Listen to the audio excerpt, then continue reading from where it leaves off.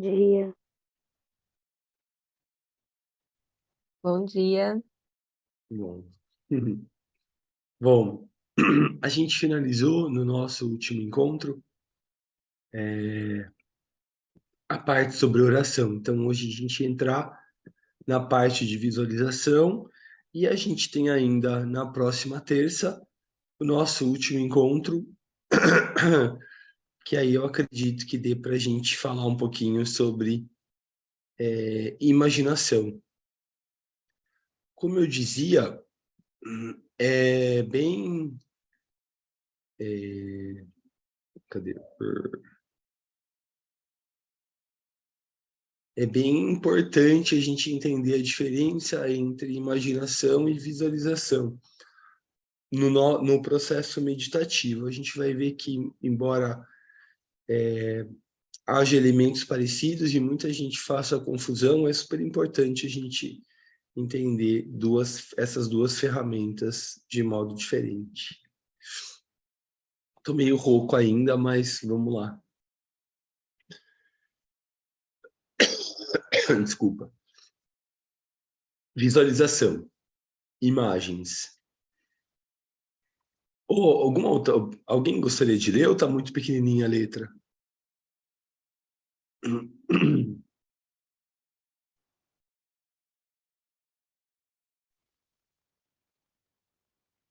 Veio, então. Eu, olha, eu acho que eu consigo ler. Consegue, Vocês Ti? leem? Pode ser, porque eu Aham. tô meio rouco. Tá bom. Parte 2, a visualização. Imagens. A visualização pode ser definida como o uso consciente e deliberado de imagens. Na realidade, isto é, na realidade psicológica, nós vivemos num mundo de imagens. O chamado mundo objetivo não é como vemos. Os filósofos nos têm dito isso há muito tempo, mas agora a ciência moderna está comprovando. A matéria, tal como ela aparece aos nossos sentidos, simplesmente não existe. Qualidades como as cores existem apenas em nossas imagens mentais. A realidade objetiva, até onde podemos saber, é um mar de vibrações e energias de vários tipos, das quais não sabemos nada diretamente. E os nossos 5 sentidos transmitem um retrato muito limitado do mundo ao nosso redor. A faixa das vibrações captadas pelo olho, por exemplo, é apenas uma pequena parcela de toda a extensão de vibrações. Se os nossos sentidos fossem diferentes, o chamado mundo objetivo não pareceria o mesmo. Os animais, nós acreditamos, veem as coisas de modo diferente. Os cães parecem ter um sentido de cor muito pobre, e o mundo provavelmente é mais cinzento para a visão deles. Mas, em compensação, o sentido do olfato deles é aguçado. Eles possuem uma sensibilidade para farejar que nós não temos. Alguns animais são sensíveis às vibrações ultravioletas, que provavelmente percebem como uma cor da qual não sabemos nada. Outros têm um alcance de audição muito superior ao nosso, e há apitos, por exemplo, que só os cachorros podem ouvir. E Além... Oi? acho que aqui, Posso falar? embora Tá bom. não seja nada que a gente não saiba, né? Mas, por exemplo, hoje ainda a gente vê, né? Nessa época que foi escrito, já tinham as ondas do rádio, por exemplo, né? Que instrumentos sensíveis captam e a gente não pode ver, mas elas existem, né? A gente tem Wi-Fi praticamente em todos os lugares. A gente também não enxerga isso fisicamente, mas elas existem. Essa troca de pacotes de dados é constante.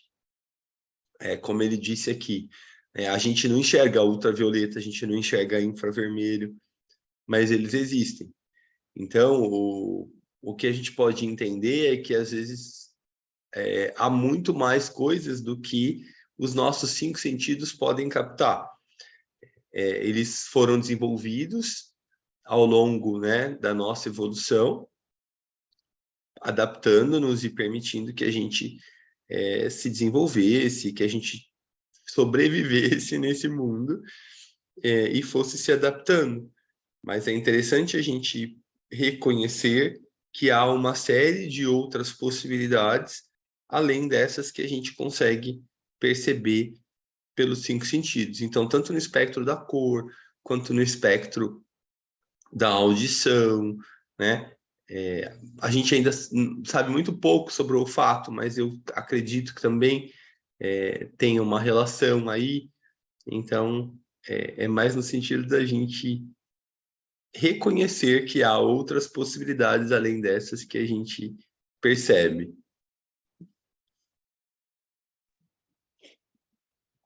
Além dos fluxos de imagens que nos atingem a partir do mundo externo, estamos mergulhados num mar de imagens internas, criadas ou evocadas pela nossa função imaginativa. Muitos poucos vivem no mundo mental do pensamento, das ideias e dos conceitos. Mesmo aqueles que sabem como pensar passam a maior parte de seu tempo no mundo das imagens e emoções internas, onde os sentimentos e os desejos continuamente evocam imagens. E estas, por sua vez, continuamente evocam emoções e desejos. Isso frequentemente produz um círculo vicioso. Por exemplo, quando uma preocupação ou um medo domina, evoca imagens correspondentes, que por sua vez reforçam o medo, de modo que pode se tornar uma verdadeira fobia, ou pelo menos uma ansiedade persistente, com todos os consequentes maus efeitos. As imagens têm duas maneiras de nos impedir a atividade correspondente. Elas evocam desejos e também têm um efeito mais direto. Foi descoberto que toda imagem tem uma tendência motriz, isto é, ela tende a produzir a atividade a que ela corresponde. Isso nem sempre parece ser verdade, devido ao fato de que, frequentemente, uma imagem é contrabalançada por tantas outras que tomam o seu lugar. Mas quando todas as outras imagens são descartadas, como no caso da hipnose, ou quando há uma concentração deliberada numa única imagem, então o seu poder motor fica evidente. Ti, Oi? posso fazer um comentário? Claro, com certeza. Aqui é muito interessante, né, como ele vai trazendo para a nossa realidade de quando a gente está preocupado com alguma coisa, né, ou emocionalmente abalado, vem sempre uma imagem e reforça esse estado. Esse estado também evoca uma imagem e a gente fica nesse ciclo, né? E porque para a gente ainda, como ele disse aqui, né, mesmo os que conseguem pensar, para a gente o pensamento ainda é algo que está sendo desenvolvido, né? Então as imagens elas têm um poder muito grande. Ela é um símbolo. Então, ela representa uma situação que tem muito pouco de pensamento em geral e muito de emoção, e aí ficam esses gatilhos, né? Então, ele traz para a gente essa ideia para que a gente possa reconhecer o quanto é importante a gente visualizar algo, né? E o quanto é importante quando essa visualização, esse símbolo está atrelado a algum significado, que ele pode invocar em nós, que é o que ele vai, é o pensamento que ele está construindo para que depois a gente use isso no nosso processo meditativo.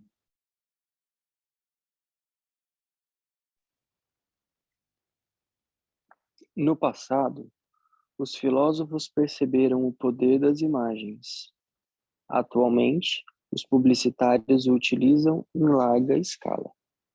Isso significa que, além dos dois fluxos de imagens, as que vêm do exterior através dos sentidos e as que brotam do inconsciente, há atualmente outro fluxo poderoso que é forçado sobre nós por persuasores públicos ou ocultos, tais como políticos, industriais e todos os que procuram nos influenciar e impor suas ideias. A televisão é responsável por outro fluxo de imagens, às quais muitas pessoas, inclusive crianças, se abrem passivamente.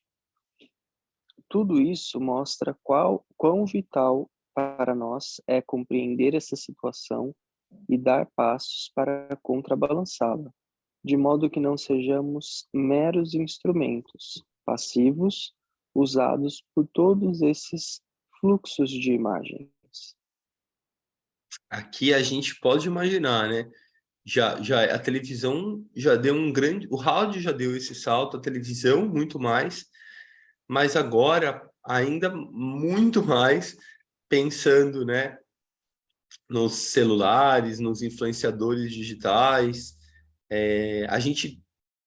Antes a gente sentava para assistir televisão em algum momento do dia e era muito mais rudimentar, né? Esse tipo de influência, embora fosse potente. Hoje em dia a gente fica com as mídias, né? O tempo todo, o dia inteiro. Até na hora de dormir a gente está com o celular, na hora que acorda.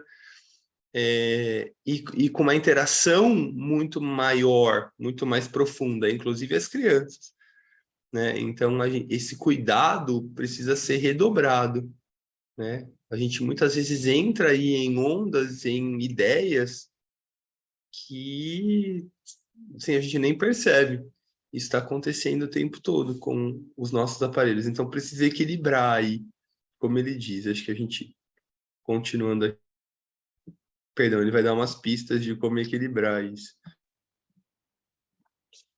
A primeira tarefa é controlar os fluxos que nos impactam e aprender a contrabalançar, dirigir e evocar imagens à vontade. É melhor começar com as mais traiçoeiras, aquelas que vêm de dentro e que são o resultado de nossa atividade imaginativa. Há técnicas para alcançar esse controle, e a mais direta e efetiva é a visualização deliberada, pois isso significa evocar e manter firmes o campo da consciência, as imagens escolhidas, e excluir todas as outras.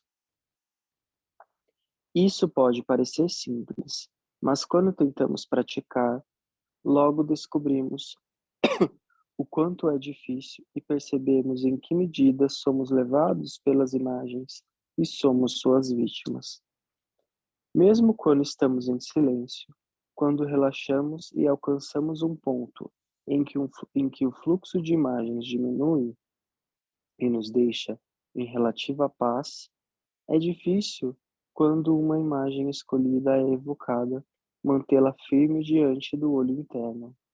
Ela simplesmente não nos obedece. Sua tendência é desaparecer, se distorcer ou se proliferar numa série de imagens associadas. Aqui é interessante, né, a gente reconhecer essa dificuldade, que ela é real, e tentar lembrar, né, que a gente já viu um pouco disso quando a gente estudou sobre a concentração. Então, do mesmo jeito que é difícil manter a mente em uma certa ideia, aqui também a gente, ao mesmo tempo, a gente já utilizou, a gente já desenvolveu em alguma medida esse recurso, essa ferramenta que é a concentração. Então, a gente muitas vezes não consegue controlar os nossos pensamentos, ou não consegue se concentrar em um pensamento específico. Aqui, a gente vai, além de utilizar a concentração para pensamentos, a gente vai utilizá-la para imagens, que é essa visualização deliberada. Escolher uma imagem e mantê-la. Por exemplo, quando a gente faz na nossa meditação, trazendo aqui, né, para a nossa situação e condição específica, quando a gente visualiza uma estrela de 5 pontas no ágina, que é algo que a gente costuma fazer, às vezes a gente muda, mas é algo que a gente costuma fazer, é isso, né? É a gente manter uma visualização, uma imagem e sustentá-la. Alguém tem algum comentário, alguma contribuição? Ou alguma dúvida?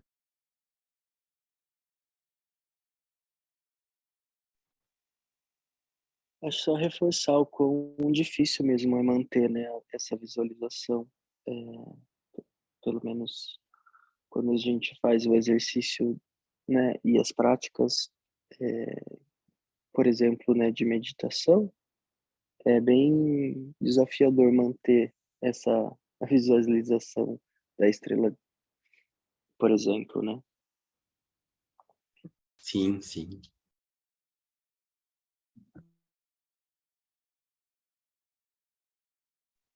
A técnica da visualização. Tal como no treinamento e desenvolvimento de qualquer outra habilidade, o primeiro estágio na técnica de visualização é puramente técnico ou mecânico. Inicia-se praticando o tipo mais simples e fácil de exercícios.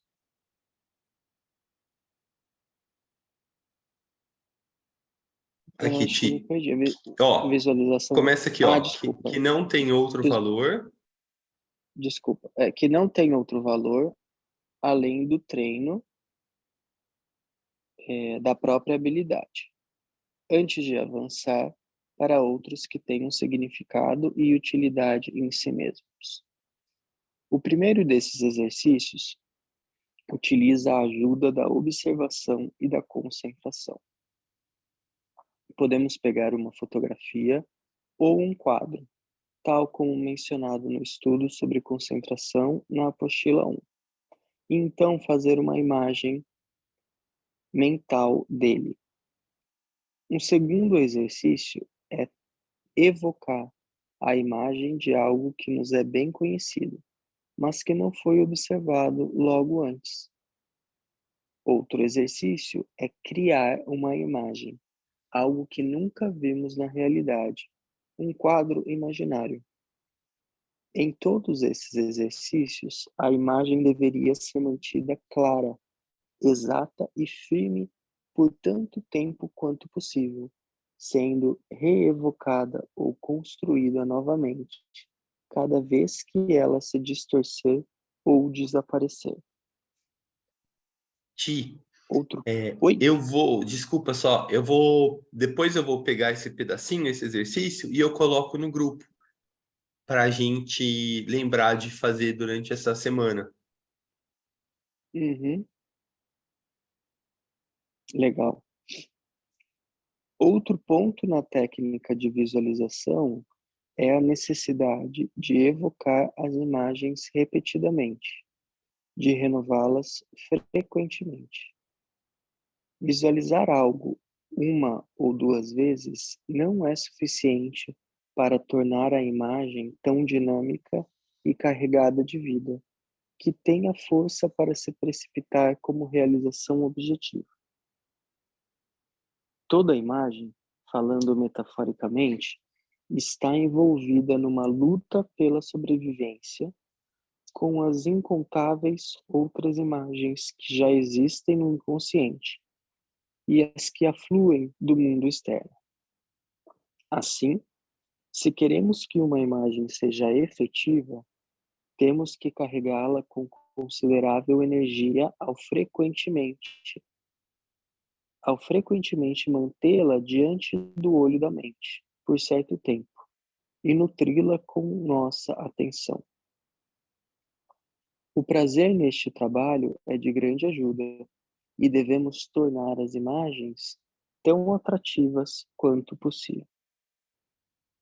Esse trechinho também parece óbvio, né, da gente, e é muito gostoso fazer esse tipo de treino, porque, com certeza, né, se tem tantas outras imagens na nossa mente e carregadas de emoções, e que são aí, né, símbolos e gatilhos para um monte de coisas que tomam a nossa atenção, que realmente é bem desafiador e tem que demandar um uso da vontade mesmo, além da concentração e além da técnica por si só, mas também um uso da vontade, a gente vai ver logo isso em seguida, para nessa luta. Eu gostei dessa analogia, porque todo mundo está querendo sobreviver, está todo mundo querendo controlar aí as nossas emoções e a nossa mente. E a maioria das outras imagens tem um apelo muito maior, né, do que simplesmente a gente fazer um treino. Aí sim, né, entra a nossa vontade, entra o significado. Então, por que que a gente, no nosso caso, né, da meditação criativa ou de qualquer tipo de meditação de serviço ou desenvolvimento? Então, a gente precisa se apegar a isso, a esse significado, que aí isso vai ajudar a fortalecê-la, porque senão, com certeza, as imagens que têm um apelo emocional ou de coisas que a gente gosta, que nos conectam mais instintivamente, elas vão ser vencedoras aí nessa luta.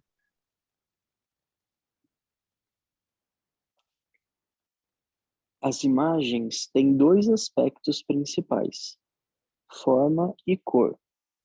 Algumas pessoas têm maior facilidade de visualizar as formas, outras as cores.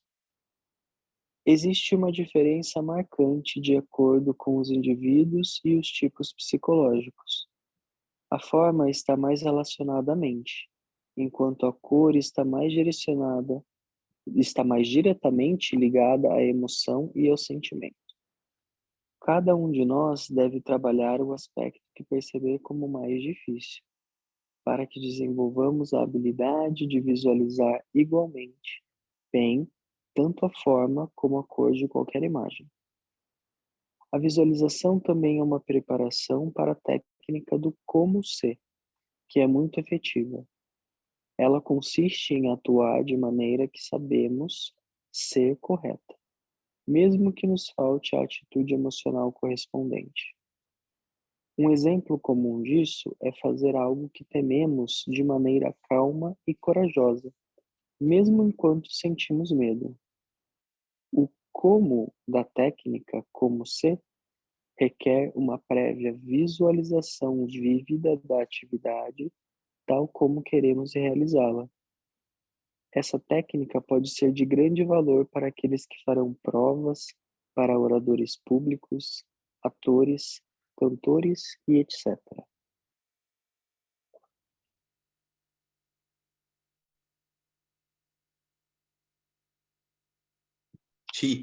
Aqui, Oi, só bem legal esse ponto, né?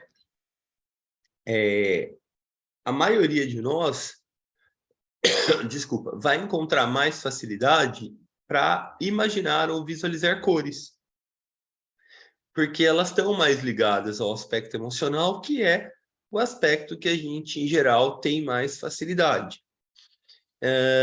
Por isso que imaginar formas requer uma concentração maior para a gente que está mais acostumado com a lidar e a viver no mundo emocional. E aí, né, o Assagioli chama a atenção de que, então, a gente percebendo essa dificuldade, esse é o nosso ponto, né? Que a gente deve trabalhar mais. Porque imaginar ou visualizar cores, pessoalmente, para mim, é bem mais fácil, né? Então, eu imagino e eu entro nisso. E aí também é mais fácil e mais perigoso, porque você, em geral, embarca mais nessa qualidade da cor, e aí você também tem menos controle mental. Você vai ficando envolvido por essa cor, e aí o que surge dela. E aí começam, às vezes, a aparecer imagens e a gente se perde no significado dessa cor, fica só realmente na emoção, e a nossa mente apresenta pouco controle. Ela vai pular de uma imagem para outra, enquanto a gente está envolvido por essa vibração da cor, o que é muito gostoso, porém pouco efetivo quando a gente pensa em meditação. Por isso que é muito comum, né, em exercícios meditativos ou várias escolas aí, né, de desenvolvimento, onde se predominam a visualização das cores, as pessoas têm uma série de imagens que vêm à mente, e muitas vezes o propósito se perde porque a mente vai vagando entre uma imagem e outra. Então, acaba sendo uma experiência prazerosa para a pessoa, porque é gostoso, porém, em termos efetivos, do propósito, da ideia, isso se perde, porque a mente perdeu o controle, no fim das contas, né? Então, especialmente para nós ocidentais, a grande maioria, é muito interessante fazer o treino com imagens, com formas mais definidas, especialmente as geométricas, porque aí elas vão trazer a nossa mente para esse determinado ponto. E depois a técnica do como se, eu também tenho uma explicação dela melhor, do Assagioli, aí eu também mando no grupo, para a gente entender melhor. Mas é como se, ou seja, em inglês chama as if. É eu imaginar uma situação como se ela fosse real. Então, ele cita aqui, né, uma reunião, um cantor. Então, é eu realmente construir uma tela mental, eu me imaginar nessa situação como se fosse tudo já dar certo, como se eu já... Por exemplo, eu quero ser um grande executivo, como se eu já fosse um grande executivo, eu quero ser um ator. Então, imaginar, construir, carregar já, né, essa forma pensamento, e no fim das contas é isso, é uma forma pensamento, e ir já construindo todas as condições como eu quero que elas se expressem. No fim das contas, é isso que a gente também faz na meditação, né? A gente não constrói um alinhamento nas luas cheias entre Shambhala, hierarquia e humanidade, ou no nosso dia a dia, na nossa meditação diária, o nosso contato com o novo grupo, aí o novo grupo contatando a hierarquia, é imaginar já esse fluxo como se fosse bastante fluido, até que um dia ele seja. Eu acho que não dá tempo da gente entrar nesse tópico, porque já são 7h05, né? Talvez fosse bom a gente abrir um pouquinho para comentários, dúvidas, que a gente já extrapolou aqui o nosso horário.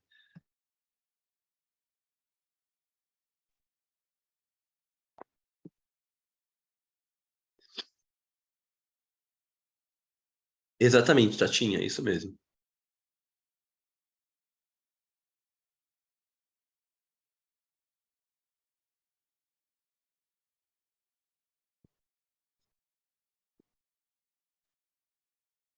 Alguma dúvida, algum comentário, alguma contribuição, alguma partilha, alguma situação vivenciada por vocês que tem a ver com isso que a gente leu hoje?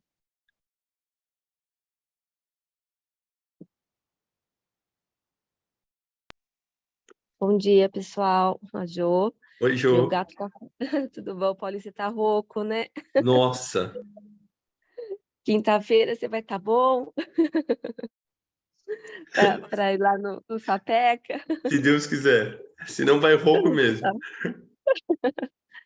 Então, mas acho que eu ia compartilhar isso, né? Que eu percebo que aquelas semanas, né, onde eu estou numa intensidade mesmo maior de vivências do cotidiano, é isso, fica muito mais difícil, né, entrar na meditação, concentrar, né, porque é isso, é muito estímulo que fica permeando a gente, né, e quando, sei lá, a vida está mais calma, os estímulos estão mais contidos, é muito mais fácil, porque é isso, não fica essa guerra, né, de imagens, de coisas surgindo, e a meditação flui muito melhor, né?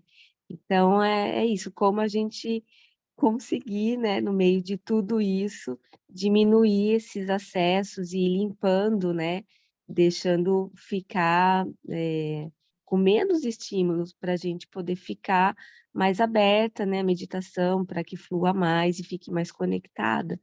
É sempre muito desafiador, né, muito mesmo. Por isso que uma orientação é sempre que a gente faça a meditação pela manhã. Porque a ideia é que a gente, tendo uma noite tranquila de sono, né? O nosso cérebro descarregou todas essas impressões que ele acumulou a partir dos 5 sentidos e a partir da mente, né? Que muitos filósofos chamam de o 6º sentido. E aí, então, a gente... ao mesmo tempo, a gente, então, esteja livre um pouco dessas imagens todas, dessas emoções, dessas sensações que vão nos permeando. Porque realmente é uma guerra, né? Cada uma ali tá querendo seu espaço. Então, quando a gente faz a meditação pela manhã, a gente tem menos desses estímulos externos. Então, é mais fácil que a gente consiga manter essa concentração aí. Sim, é bem isso. Obrigada.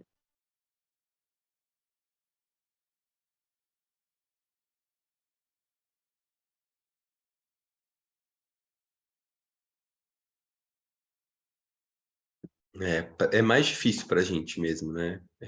Sustentar as formas geométricas. Porque, como eu dizia, a gente está mais ligado com o emocional. Então, é mais fácil. Cor é mais fácil para a gente, né? Tudo tem cor. As formas, em geral, são tão distorcidas, a gente pouco vê formas geométricas, né? No nosso dia. Ou elas estão dentro de algum outro contexto que chama a nossa atenção muito mais pelo contexto do que pela forma em si. Então, é um exercício de reorientação mesmo da nossa atenção.